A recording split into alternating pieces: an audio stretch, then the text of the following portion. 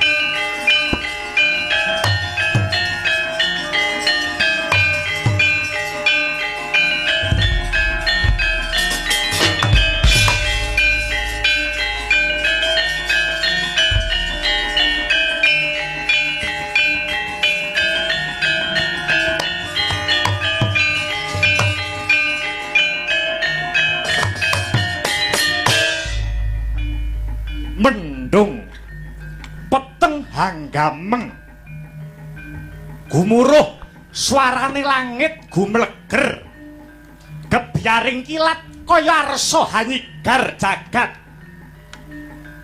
swasana tumlawung agawe bingung angin wengi tumanduk ing sarira rasane tumarecep kaya gaman sewu ingkang nancep batine Sang Bimasena ngadeg njegreg datan kantenan kang den pandeng sakedhap handulu akasa mulat sela selaning mega ingkang lumayang soroting rembulan kang remeng-remeng kaya gegambarane ngalampati senadyan lakon wis kapungkur tebih nenggih sedane Prabu Pandhu Dewanata Sudarmanira para Pandhawa parandene hanggung nandes ing pulunging ati risang Werkudara ing raos andadosaken datan ayem lan jenjem lamun dereng saged nyuwargakaken Sudarmane nenggih Prabu Pandhu dalah Sang Madrim.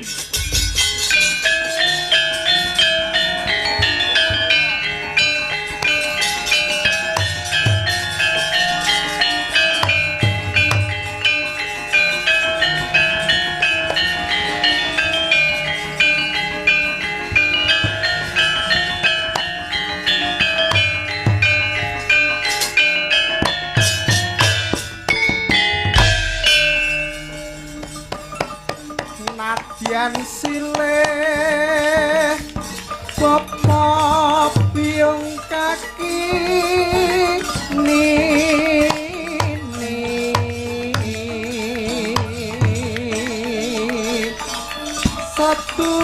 sedulur nyang sana kalamun murutan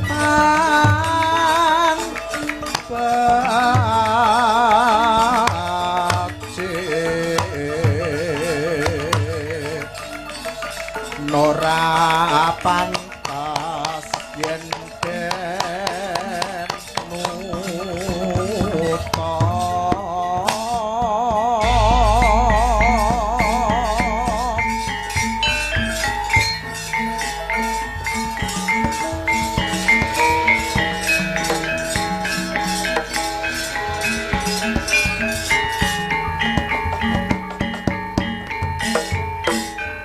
ya jagat ya dewa ya Bathara aku dewa saka kayangan Sela manumpeng Bathara Yamadipati Bratasena Werkudara iki wis titi kala mangsane Sudarmamu Prabu Pandhu Dewanata apa dene Dewi Madrim nampa paukuman nampa pasiksan saka para Jawata ing palungguhan iki uga wong tuamu wong tuane para Pandhawa Pandhu karo Madrim kasendal mayang cinemplungake ana neraka Yamani.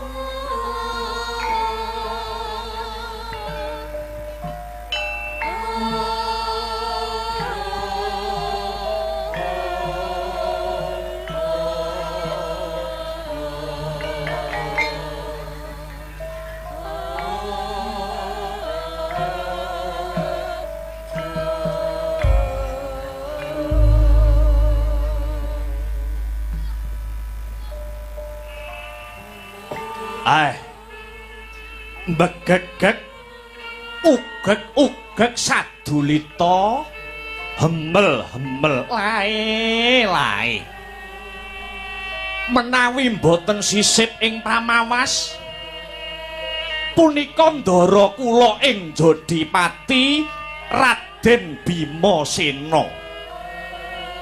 Gus, sak sampunipun Paduka Ndara Werkudara sembada ngentukke ilmu ingkang sinebut ilmu sangkan paraning dumadi utawi kawruh kasampurnaning urip saking Dewa Ruci kanthi lantaran sampeyan meguru dhateng guru sampeyan Pandhita Durna ing Sukalima. Kedahipun Paduka seneng kudune sampeyan niku bombong. Lah kok niki kula sawang malah tiba kosok balen. Paduka ingkang sampun nampi kawruh kasampurnan lah kok malah ketinggal sedih. Dek sing sampeyan pikir niku napa lho, Den? Ndara Werkudara. Sampeyan niku kalebet sentananing praja utawi pejabating negara. Sentana praja niku beda kaliyan kawula. Nek kawula mung wenang ngukur marang kodrate, ning nek pejabating negara niku wong sing sinampiran kewajiban ngatur kendho kencenging pernatan amis bacining kahanan niku sedaya enten tangane sentana praja. Nek pejabating negara susah, negara niki nggih badene melok remuk bubuk dadi rempon. Gus, mbok inggih boten ketang sak kecap, boten ketang rong kecap. Sampeyan kondo dateng Semar. Semar niku dateng alam Padang dikodratke dadi pamonging tanah Jawa. Semar ugi dipun kodratke dadi batur. Batur mengku teges pangembating pitutur. Sinten ngertos?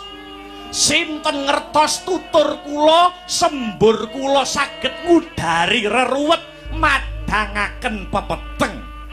Sumangga Ndara Bimasena kula aturi paring pangandikan yen gur meneng wae gek kapan rampunge lakon iki, Gus?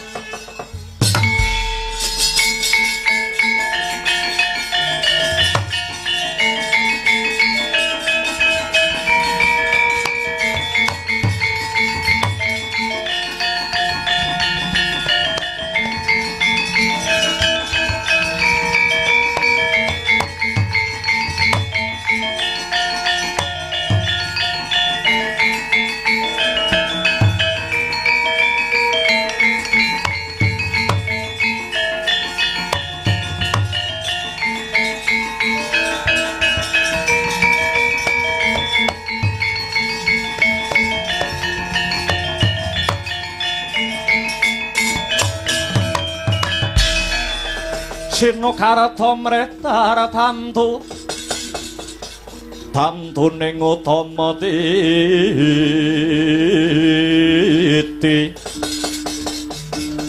tetep dadi pangubaning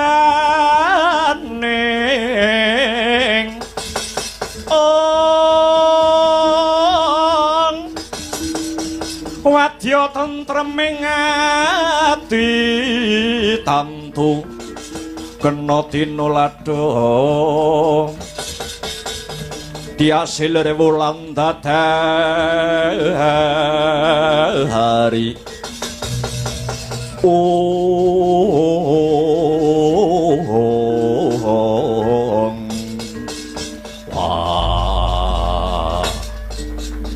Kakang Semar Badranaya banget panarimaku lan aku njaluk pangapura marang Kakang Semar Badranaya. Awit dikaya ngapa lan kepiye para Pandhawa rumangsa sepi ngiwa nengen kaya suwung lamun ora ana Kakang Semar Badranaya. Waleh-waleh apa? Waleh-waleh apa Kakang? Atine Werkudara rinidu dening wewayangan. Pengangen-angenku ora bisa wening. Ora liya sak sedane Kanjeng Rama Prabu Pandhu miwah Kanjeng Ibu Dewi Madrim ingkang binanjut dening para Jawata. Kakang Semar, nadyan rikala semana Werkudara isih enom. Barandene wewayangan kang mangkono mau ora bisa ilang saka cipta pengangen-angenku. Luwih sedane Kanjeng Rama Pandhu lan Ibu Dewi Madrim sinendal mayang dening para dewa. Banjur siniksa ana madyaning kawah Candra Dimuka. Kakang Semar, Werkudara dadi anake lanang kamangka pangudang-udange wong tuwa marang anak. Bisa anak Anung Anindita dadi bocah lanang sing mursid. Bisa mikul dhuwur mendem jero asmane wong tuwa. Rasaku durung marem yen Werkudara durung bisa nyuwargake Kanjeng Rama Prabu Pandhu lan Kanjeng Ibu Dewi Madrim. Nanging jernyatane pirang-pirang pambudidaya kaya pantok pepuntoning tekad. Kabeh mau merga saka dosa kaluputan kang disandang dening Kanjeng Rama. Mula Kakang Semar, ora ketang seklimah aku wene ana kali damar supaya dadi pamecut laksitaning lakuku kang bakal bisa tak tindakake. Kyai Semar,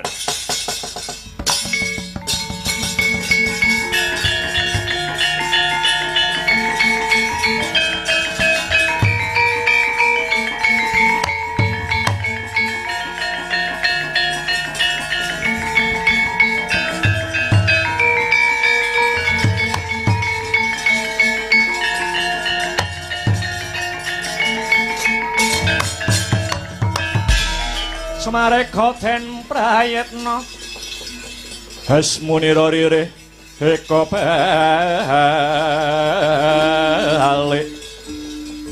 didiyani Gandayani Trisanya Pranama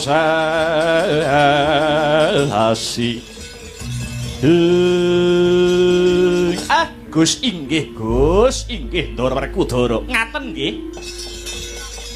Senadyan uripe menungsa niku wonten sak ngandhape garis kodrat, nanging menungsa niku taksih dipun wenangaken budidaya.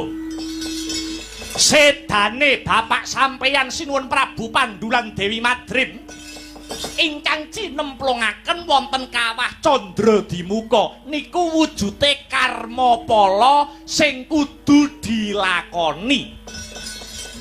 Awit napa? Awit pinten-pinten dosa lan kaluputane menungsa niku kedah wonten unduh-unduhanipun. Dosa kaluputane bapak sampeyan, labet rikala semanten wanuh-wani nyilih utawi ngampil titihanipun Bathara Guru. Nuwun inggih Manikmaya, wujudipun lembu ingkang ingaranan Lembu Andini. Sedaya kala awit saking pamintanipun keng garwa nenggih Dewi Madrim ingkang nyidham kepengin nitih Lembu Andini. Bathara Guru ngabulaken pamintane Prabu Pandhu lan Dewi Madrim kanthi syarat benjang sedanipun kedah manjing wonten kawah Candra Dimuka lan nampi wujuding pasiksan. Lah banjur kodrat kang ditampa dening Kanjeng Rama apa ora bisa diwiradati Kyai? Ndara, kula tak matur sekedhik nggih. pinten-pinten dosa lan kaluputan ingkang disandang tiyang sepuh sampeyan caranipun inggih namung para putra ingkang saged ngentasaken tiyang sepuhipun saking neraka Yomani. Caranipun diwiradati inggih menika kejawi namung kanthi cara nindakaken tapa brata maladi hening. Ingkang angka kalih menawi sampun hening lajeng nyuwun dhateng Gusti ingkang murbeng dumadi supados paring pangapura dhateng ingkang sampun sumare. Awit manut agama pungkasan menungso niku nek wis mati niku sedaya amale pedhot ngaten. Bondo pirang-pirang ora digawa, omah magrong-magrong ora digawa. Tetumpakan maneka warna ya babar pisan ora digawa. Sedulur lan kanca sing ditresnani ugi mboten saged ngancani. Lah sing mboten pedhot niku namung telung perkara. Setunggal amalin jariyatin wujute amal jariyah. Amal dinggo mbangun masjid, amal dinggo mbangun musala, bangun pondok pesantren niku ambak wonge wis mati ning amale bakal mili terus nganti tekan kiamat. Angka kalih inggih menika ilmu sing manfaat. Ana wong kok nularke ilmune marang wong liya, kok sing marai wis mati, sing diwarai wau tak sing ngecakke ilmune niku tegese ganjarane terus mili kagem tiyang ingkang seneng gethok tularke ilmune kala wau. Lah sing angka pungkasan ndoro, amal sing ora iso pedhot sing pungkasan nggih wujute dongane anak lanang lan wadon sing soleh solekah. Ndongake marang sudarmane, ndongake marang wong tuwane. Wiwit cilik para Pandhawa pun dimong kalian tiyang sepuh sampeyan. Dicedhake karo Gusti, dicedhake karo agama, dicedhake karo kitab suci. Sakniki kenging kagem bales menapa ingkang dados lelabuhipun wong tuwa dhateng jenengan. Sakniki jenengan sing males labuh-labete wong tuwa dhateng jenengan. Carane males piye? Carane males sakniki paduka nindakaken tapa brata maladi hening, ndedongaaken tiyang sepuh paduka ingkang sampun sumare supados dipun ngapura sedaya dosa-dosanipun. Fa insyaallah Gusti bakal paring dalan anggenipun badhe hangangkat derajatipun Sudarma sampeyan Gus.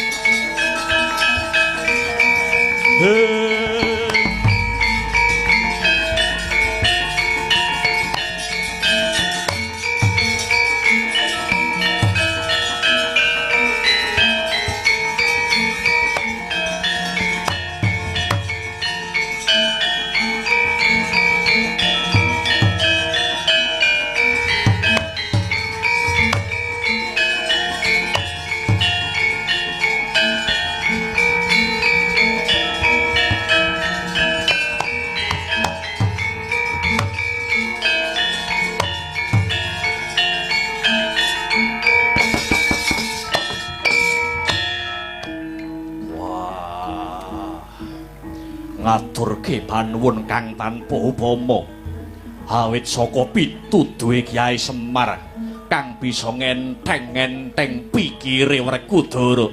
Inggih Gus, sami-sami.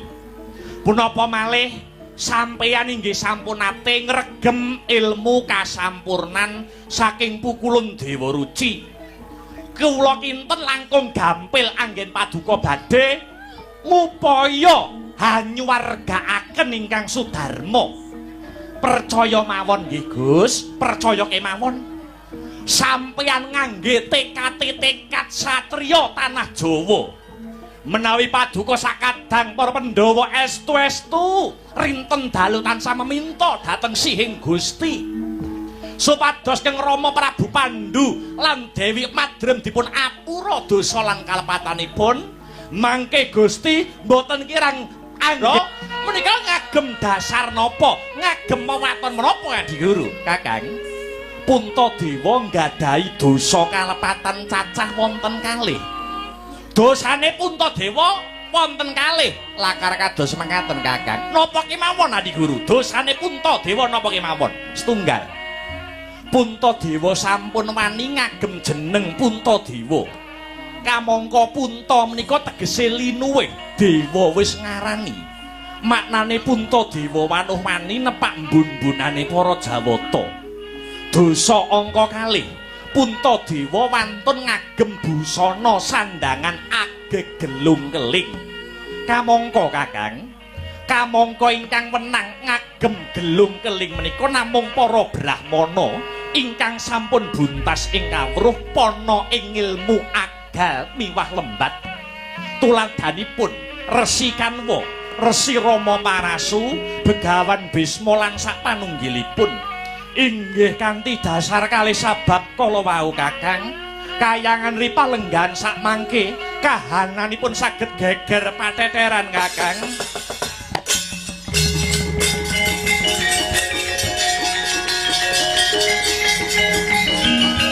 jagat dewa batara jagat kang estung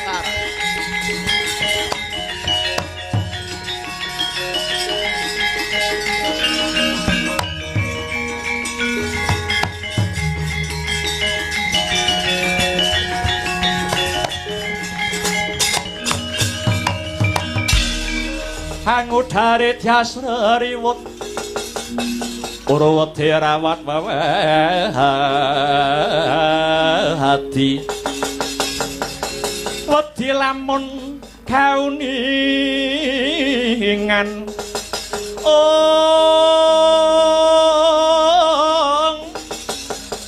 mring sang ambek ngumalati tanwandi pinardi bloko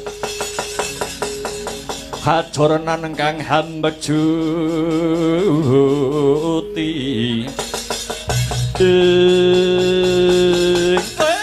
dalah pragenjong pak pong buk bolong rokok kecemplung sawah nganti kobong entek bengkok entek omah ngebuti barang anding bokong lah iki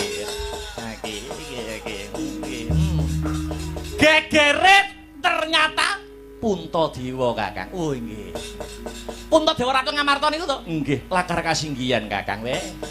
Dosane Puntadewa wonten kalih. Setunggal ngagem jeneng Puntadewa. Punta niku linuwih dewa wis ngarani. Puntadewa tegese wani ngembari panguwasaning para dewa. Angka kalih dosane Puntadewa ngagem gelung keling. Kamangka gelung keling niku sing wenang ngagem nuwun inggih para brahmana ingkang sampun buntas kawruhipun. Oh nggih. Dados kanthi dasar kalih sabab kala wau ingkang dados dosa kang sarta kalepetanipun titah pujangkara pun Puntadewa. Lajeng kersanipun Adi Guru kadosa pundi? Kakang sakmenika Kakang Narada kula aturi tumedhak wonten Madyapada tumuju wonten ing negara Ngamarta. Mrepeki ungyaning Puntadewa. Puntadewa kinen ngadhep mring panjenenganing sun. Puntadewa kinen sowan marak mangarsa wonten ing kayangan Jonggring Sailaka ripalenggan sakmangke Kakang. Puntadewa didhawuhi sakniki ugi nuwun inggih. Sakniki ugi jenengan tumurun wonten Ngarcapada mapak Puntadewa supados sowan wonten ing kayangan. Dados kula ken medhun sakniki nuwun inggih. Seragame mboten usah seragaman Kakang. Pokok sampeyan gelem gender kula pun bungah Kakang. Nggih. Trawaca dawuh pangkat iku paduka kang ora kon namung nangis tok aken dawuh. Nuwun inggih. Duga-duga ginawa ngati-ngati aja nganti keri. Pasiksan ingkang badhe anempuh Puntadewa menika kagem pepiling tumrap para satriya ing bumi Nuswantara lan jagat raya supados satriya boten nilaraken jiwaning sinatriya Kakang. Nggih. Ola arsa Kumedhak wonten ing Njanaloka arsa meret pekyungjaning Ratu Ngamarta Puntadewa. Lho nggih ngatos-ngatos Kang Narada.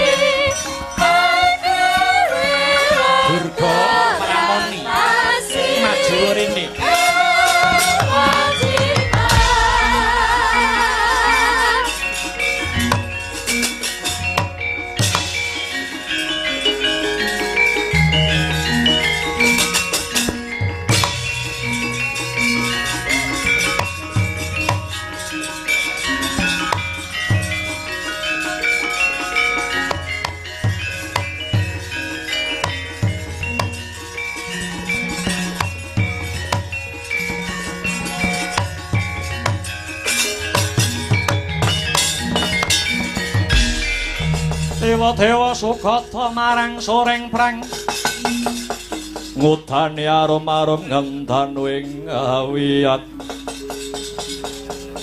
Narada ngebalani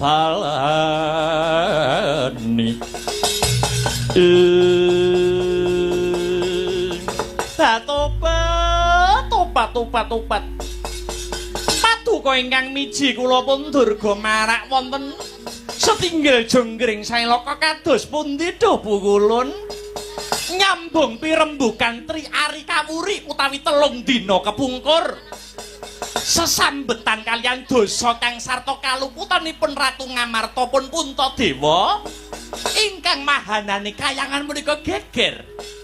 Uwis Durga uwis. Eri palungguhan iki panjenengan ulun wis perintah marang Kakang Gunaresi Narada supaya nimbali si Puntadewa supaya tumuju marang kayangan Suralaya. Sakwise kaya mangkono Durga, iki mengko Puntadewa bakal sun pidana kasendal mayang manjing jroning kawah Candradimuka. Kedah mekaten Pukulun, kedah mekaten anggepe apa? Puntadewa menawi Puntadewa maksih meger-meger urip tartamtu kayangan boten badhe manggih ayem kang sarta tentrem Pukulun. Kula janji menawi mangke Puntadewa sampun kasembadan mati, menawi Ratu Ngamarta sampun dumugi ning pejah. Yeuh, paduka Pukulun arep njaluk apa karo Durga? Badhe kula turuti, badhe kula sembadani Pukulun. Kowe janji Durga? Nggih. Ibaratipun paduka seminggu badhe njaluk jatah ping 18 badhe kula turuti Pukulun. Oh iya. Iya. Nek perlu kalih kayang ya. Durga isa. Iya Durga iya. Saiki ana sesanggeman tumrap jeneng kita Pramoni. Menapa ingkang kedah kula tindakaken dhuh Pukulun? Durga. Muduna ana Madyapada mbok menawa iki mengko ana sing ora narimakake kalamun Puntadewa kacemplungake mring Candradimuka. Jeneng kita sakwadya balamu saka ndandang mangure kang kudu cancut mandang. Ampun kuwatir Pukulun, malah sakmangke kalilan kula badhe nyuwun pamit menawi Puntadewa sampun minggah dhateng kayangan yen ana bobol boroting perkara Bathari Durga ingkang saguh ngrentengi ndase Pandhawa lintune Pukulun. Iya duga ginawa ngati-anti aja nganti keri Pramoni.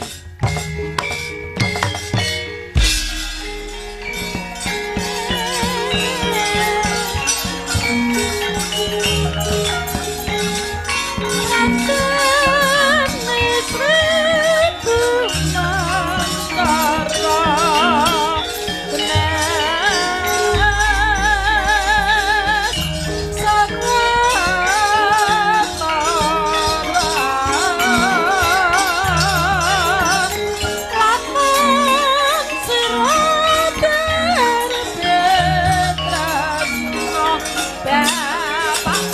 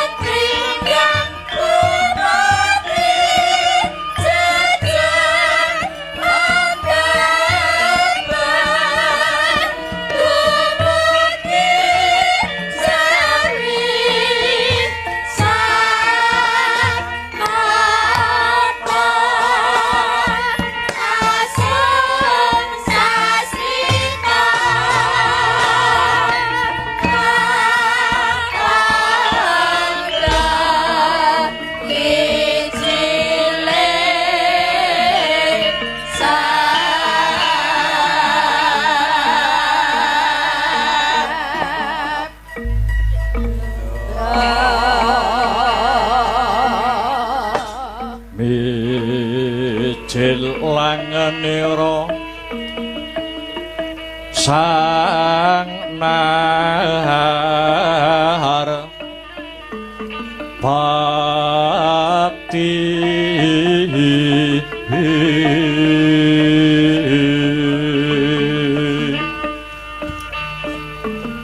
lampah hira alon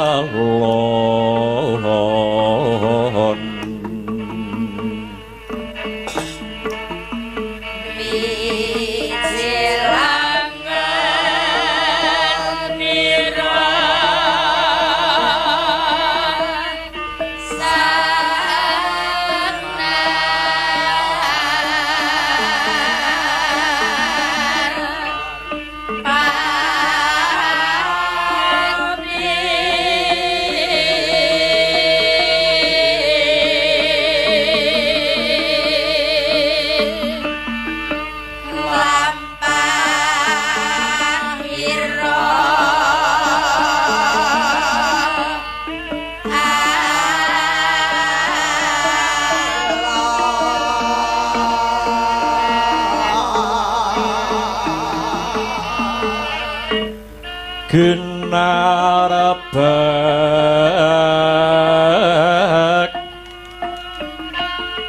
Badaya yuwarna nira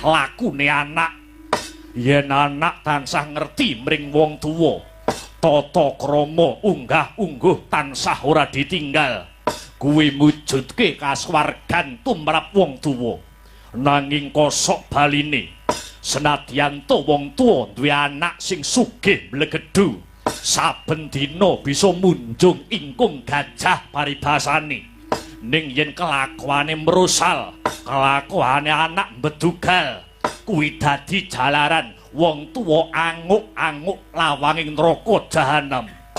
Dimas apa nyoto aturi Rosyadi banjur apa sambung rapete kahanan sak mengko kelawan apa sing kok aturake nganti ngembet asmane Kanjeng Rama Pandhu lan Kanjeng Ibu Madrim walien rasamu walien sarungmu barep kakangku nganti tekan dina iki durung lega sing dadi rasane Werkudara sabab aku wis ngawruhi dhewe nalikane bapakku Pandhu sinendal mayang dening para dewa nganti tumeka dina iki Bapa Pandhu mapan ana kawah Candra Dimuka mula niatku mapan ana sanggar pamujan iki mung napakake tapa brataku muga bisa dadi daya kekuatan nggone Bapak Pandhu bakal munggah ana swarga Tundasana lan niatku wis gembleng niatku wis nyawiji ora bakal aku metu saka sanggar pamujan iki yen to Bapak Pandhu durung munggah ana kaswargan jati marep kakangku permara reh mangus wamya ngambreng kati karonaning kaswasih ring marga Hamalatgung risang kanta mastrat maca lengleng lalu mangulati Surya mangrangsang wayah Surya mangrangsang wayah humyus hamara wayamto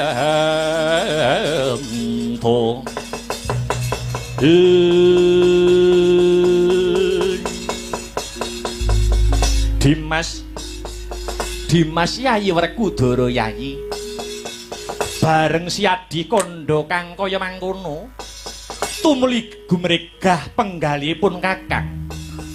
Ingkang mangkono pun Kakang prasapa ora mung Siadi kang ora bakal metu saka sanggar pamujan. Nadyan Puntadewa semono uga bakale anyeng kuyung apa kang dadi lekase Yayi Njodimati. Lamun Bapa Mandhu lan Ibu Madrim durung munggah ana kasuwargan jati, pun Kakang uga ora bakal metu saka sanggar palanggatan iki ya Dimas. Semanten ugi kula Kakang Mas. Kula ugi badhe anjurung menapa ingkang dados sedyanipun Kakang Bimasena. Pati-pati Janaka mboten badhe medal saking sanggar pamujan menawi dereng kasembadan menapa ingkang dados niatipun Kakang Panenggak. Semanten ugi kula Kakang Mas, semanten ugi kula Kang Rayi Kakang Mas. Wah, bombong rasane atiku. Dene Puntadewa kakangku Janaka lan kembar padha anjurung niate Werkudara. Ingkang mangkono aku ngaturke panuwun kang tanpa pepindhan. Kejaba saka kuwi Yayi, pun Kakang durung suwe anggone weruh babagan panandhange Kanjeng Rama Pandhu lan Ibu Madrim kang mapan ana kawah Candradimuka. Miturut panemuku kaya ora tinemu nalar. Ora ketemu nalar dasarmu apa barep kakangku. Ngelingi marang Kanjeng Rama Pandhu sugenge tansah nyeramakake marang kabecikan. Ora nate singlar saka kautaman kaya-kaya jagat iki keberbegen marang darmane Kanjeng Rama Pandhu. Nalendra kang tansah njejekake ing reh kawibawan. Bebasan ateteken suci pepayung budi rahayu. Nanging sabab apa? Nanging sabab apa Dimas teka sedane Kanjeng Rama Pandhu malah kapapanake ana madyaning kawah Candradimuka mbarep kakangku. Sak becik-becike wong mesti ana alane. Mengkono uga kosok baline. Sak elek-eleke menungso mesti ana sethithik tumindak becike. Bapa Pandhu kuwi mung manungsa lumrah isih kedunungan ina lali salah apes kelawan pati. Kejaba saka kuwi Bapa Pandhu mapan ana kawah Candradimuka. Pancen kudu nyaur marang utange nalika sugeng ana alam padang. Kepiye mungguh gancare Dimas? Pun Kakang kepingin ngerti piye larah-larahe, kepiye sejarah kang sarta panandhange Bapa Pandhu rada maju lungguh mbarep kakangku.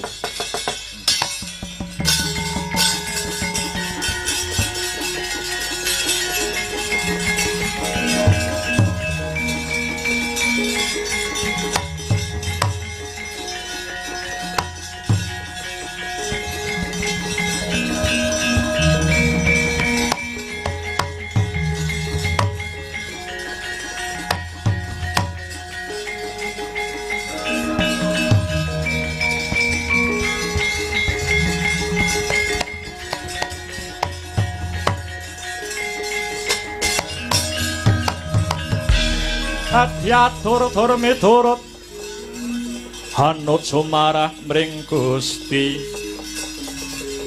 dene sidi miyang utama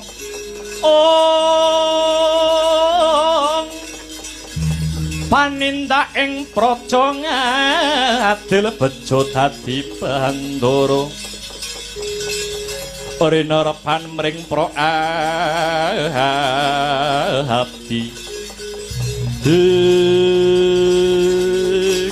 barep kakangku Werkudara kepiye duk kepungkur nalika Ibu Madrim garbini utawa mbobot adiku kembar. Ibu Madrim ngidam kaworan kepingin numpak wujute Lembu Andini. Kamangka Lembu Andini kuwi titiane Bathara Guru. Saka tresnane Pandhu kelawan Ibu Madrim nganti direwangi munggah ana kayangan ngampil wujude Lembu Andini. Bathara Guru menehi syarat bakal disembadani pamintane ngampil wujude lembu andini. Nanging besok yen wis murut kasedan jati sukmane Bapa Pandhu lan Ibu Madrim kacemplungake mapan ana kawah Candra Dimuka. Saka gedhe tresnane Bapa Pandhu marang Ibu Madrim, Bapa Pandhu nyarujuki syarat kang didhawuhake dening Manikmaya. Kok Siadi Trawaca nggone nyeritake kahanane Bapa Pandhu krana Werkudara ngawruhi dhewe. Babarna Dimas. Nalika semana Bapa Pandhu gerah santer awit sukune ketaman pusakane Prabu Tremboko. Jroning gerah santer para pinisepuh padha nunggoni kahanane Bapa Pandhu. Dumadakan ana angin sumribit milir. Tinemune jebul angin mau dumadi saka kemayane Yamadipati. Kabeh wong sak negara Ngamarta padha kesirep lan turu kaya babatan pacing. Sing ora turu kena kemayane Yamadipati mung loro, siji Kakek Abiyasa, loro Werkudara.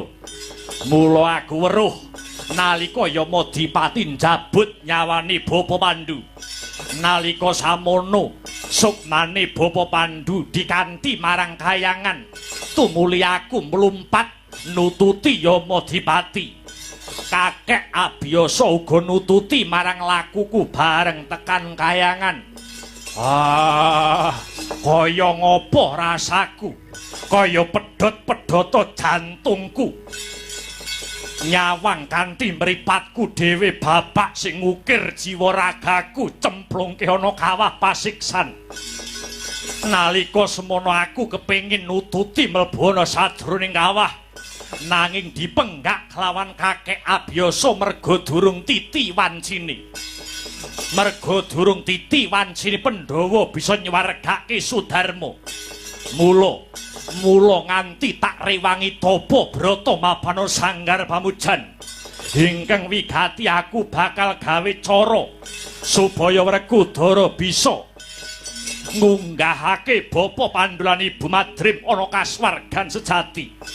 Mula marep kakangku Tarunana Windanana yen para Jawata durung ngunggahake Bapa Pandhu lan Ibu Madrim ana kaswargan jati. Nadyan dadi batang ning kene bakal tak lakoni marep kakangku.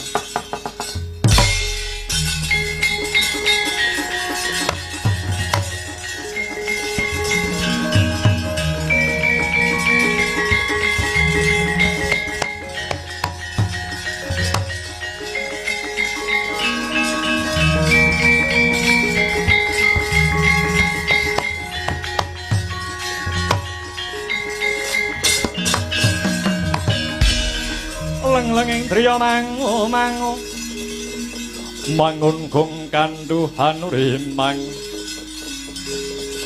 lir-lena tanpa kanin lir-lena tanpa kanin yen tantulusa mengko sang Dyahutama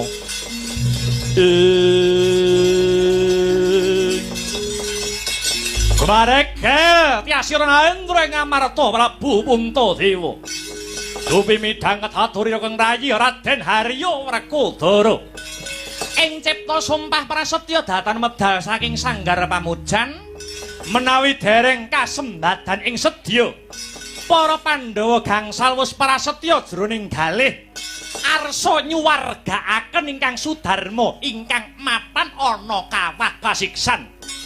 Ndadak ing mangke ana mendung tumiyung kaya agawe payung. Satemah peteng dedet lelimengan negara Ngamarta kaya ketaman Begawa. Dumadakan ana tatit ingkang hanyigar ponang mendung satemah biar soroting Sang Hyang Pratanggapati mlebet ana sajroning sanggar balanggatan nyarengi tumurning pukulun Bathara Naradaya Kanika Putra ingkang hangit jawantah mrepeki ungyaning para Pandhawa ndadosaken kagyat kang samya mulat.